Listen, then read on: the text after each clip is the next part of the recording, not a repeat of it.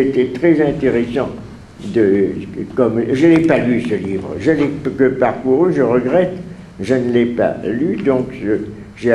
écouté avec attention et très grand intérêt la façon dont tu en as parlé, mais peut-être donc que je le trompe, je n'en sais rien, que je me trompe, mais ce qui est intéressant, c'est qu'effectivement, Derrida aborde ce problème animal dans une optique qui est incontestablement philosophique et d'une philosophie de type cartésien d'ailleurs, puisque la formule elle-même est une sorte de clin d'œil en direction de Descartes, à partir d'un moment où on a atteint, où la société ou la culture moderne, contemporaine, a atteint le degré maximum de coupure entre le monde animal et le monde humain. Certains où la philosophie va vivre sur une distinction à la limite intenable et radicale entre les capacités humaines et les incapacités animales.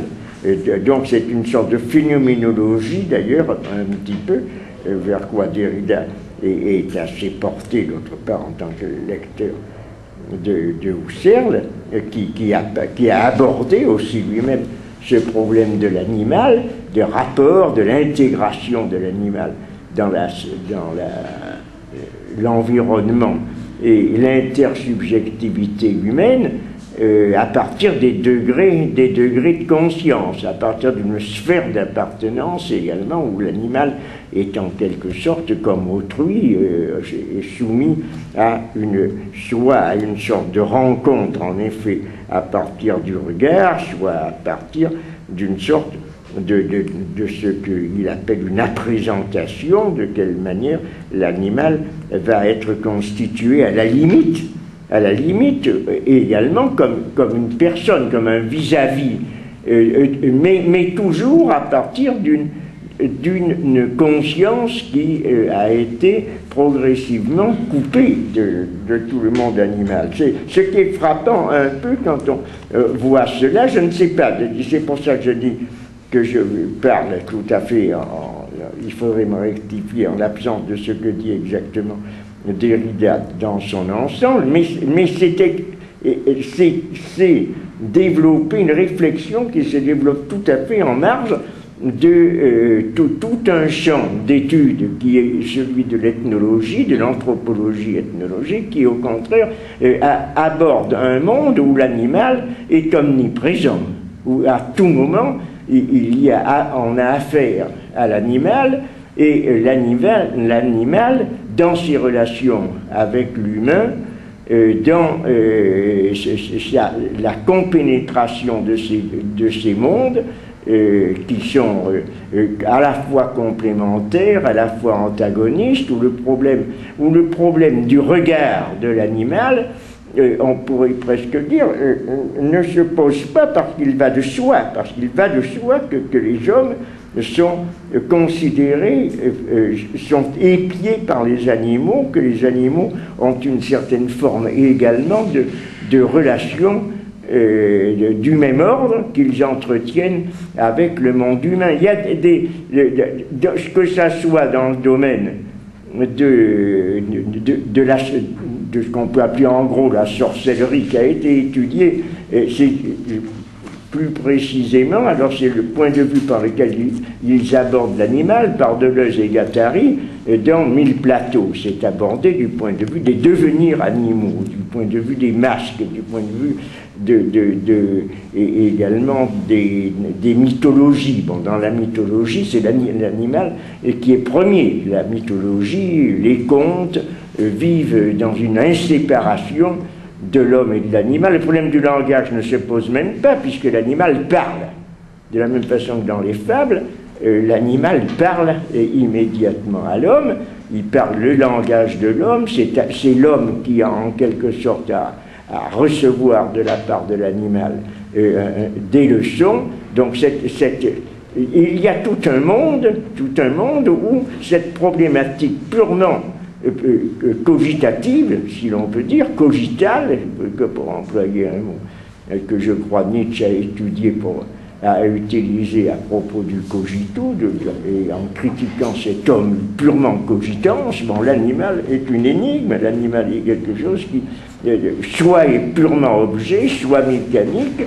soit n'a pas de regard, soit n'a pas de conscience, rien. Du point de vue d'une autre forme de vie et de conscience banale, et on pourrait presque dire dans l'histoire, dans le temps, dans l'espace profondément majoritaire dans l'univers, l'animal existe précisément en tant, je dirais entre guillemets, paradoxalement, en tant qu'être humain, ou en tant qu'autre humain, ou en tant que l'autre, l'animal. Il y a une étude très intéressante qui a été faite d'un anthropologue. C'est inséré d'ailleurs dans les études deleuziennes, dans une philosophie qui a été faite après la mort de Viveiros de Castro, qui est un anthropologue, alors je ne sais pas, colombien, je le connais, oui, c'est ça. Sur précisément ça, de quelle façon,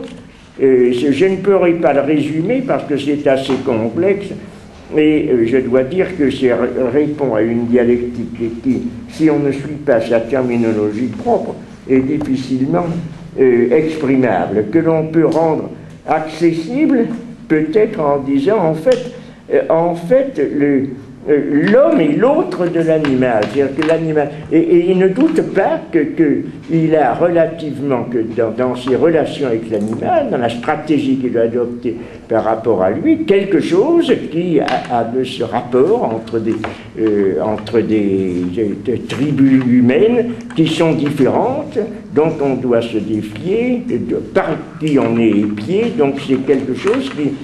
ne doute pas, ne met pas en doute du tout que l'animal, sans l'entrée, alors tout cet article repose sur une distinction assez subtile et intéressante, c'est si l'on dit l'animal est un autre humain, on a tendance à l'anthropologiser, et dans son analyse, il montre précisément que ce n'est pas justement un transfert analogique, que c'est pas le transfert analogique, on ne fait pas de l'animal un homme, mettons, comme on fait par exemple d'un chat un enfant, ou d'un chien, que quand il est familier, ce n'est pas le bébé de la famille. L'animal est quelqu'un qui regarde les hommes de son point de vue, dont la subjectivité est très rigoureusement constituée à partir de son corps. C'est-à-dire,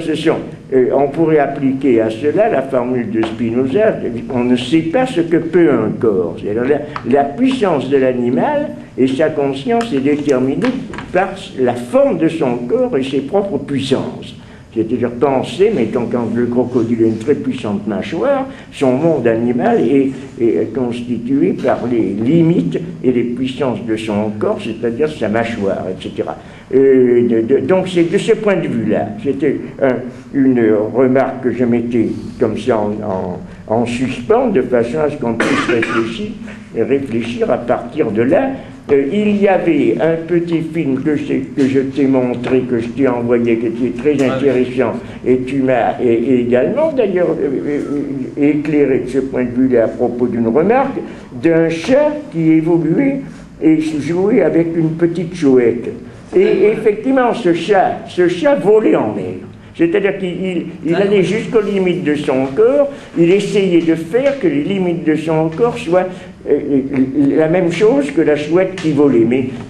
il ne pouvait pas arriver à voler, mais on voyait bien qu'il essayait d'aller au-delà, en quelque sorte, de ce qu'il pouvait. Et on voit à ce moment-là qu'il y a ce qu'on pourrait appeler en langage deleuzien un processus de subjectivation. C'est pas un sujet en soi, comme ça, qui serait logé dans un corps, mais ce sont des formes de subjectivation et de puissance qui sont très rigoureusement déterminées par les formes et les puissances corporelles. C'est pourquoi, également, je termine là-dessus, ce que dit Derrida, ou ce qu'on peut suggérer à propos de Derrida, que Derrida peut suggérer, c'est cette forme très intéressante qu'il adopte relativement à ce rapport à l'animal, qui n'est pas exactement non plus, donc ce n'est pas un rapport qu'il a étudié relativement à ces données anthropologiques et ethnologiques, c'est un petit peu différent. Et c'est quelque chose comme ça, mais qui est mélangé avec une sorte de phénoménologie. Et d'autre part, c'est très différent d'une autre manière, que j'appellerais darwinienne, c'est-à-dire que l'animal, effectivement, je suis un animal. Et l'homme descend du singe. Mais ce n'est pas du tout relativement à cela qu'on étudie l'animal. C'est, si tu veux, plutôt, alors je suis un crocodile. Donc quelque chose, il descend du crocodile peut-être, mais par des voies tellement lointaines qu'on ne peut pas suivre le phylum génétique par des transformations progressives. Ou je suis un insecte, je suis un papillon. Bon, c'est là où il y a la rencontre avec l'animal qui est beaucoup plus intéressante, parce que on est obligé d'aller vers la constitution de ces mondes animaux qui sont tous extrêmement variés, extrêmement divers, et qui viennent de la rencontre et non pas de la transformation génétique. C'était aussi ce point peut-être qui peut être mis en suspens, ou des transformations animales. Lorsque Kafka, dans la Métamorphose, lorsque Grégoire qui devient Cancrelin, bon, c'est quelque chose qui est à la portée de tout le monde de le comprendre, mais c'est pas quelque chose, on devient un animal, mais ça ne veut pas dire qu'à ce moment-là, on penserait qu'on a dans le regard, et qu'on entretient des relations de regard à regard avec un cancrelat, non plus avec un cancrelat, je ne sais pas ce que c'est une sorte de scarabée ou quoi. Mais c'est là où il y a aussi une possibilité de rapport à l'animal qui amène à transformer d'une façon complète également sa perspective comme l'homme dominateur de la nature, unique en soi, etc. Et puisqu'il est tout entier porté vers ses extensions ou ses limitations de pouvoir. S'il est une taupe, bon, il peut aller et creuser sous la terre, c'est certain, mais il a d'autres choses qui lui manquent, etc. Alors je ne sais pas si... Ça m'a l'air d'aller dans ce sens aussi. Maintenant, comme toujours chez Derrida, il lance des antennes, mais il ne les termine pas, il ne les clôt pas. Il creuse un certain nombre il ouvre un certain nombre de perspectives. Mais je prends la mythologie égyptienne. Et de l'humain en animal, c'est-à-dire que l'animal est toujours pris dans ses possibilités supposées. Mettons le renard et la cigogne, bon, c'est une fable qui est intéressante et qui est compréhensible immédiatement et très amusante, mais il est évident que une cigogne ne peut pas manger. C'est ça, un renard, tout au moins, ne peut pas manger dans un vase, pas plus qu'une cigogne, d'ailleurs ne pourrait le faire, mais c'est quelque chose qui parle, qui est très parlant, selon l'anatomie de l'animal. C'est la forme du corps dans la fable, la forme du corps de l'animal qui définit un certain type de comportement.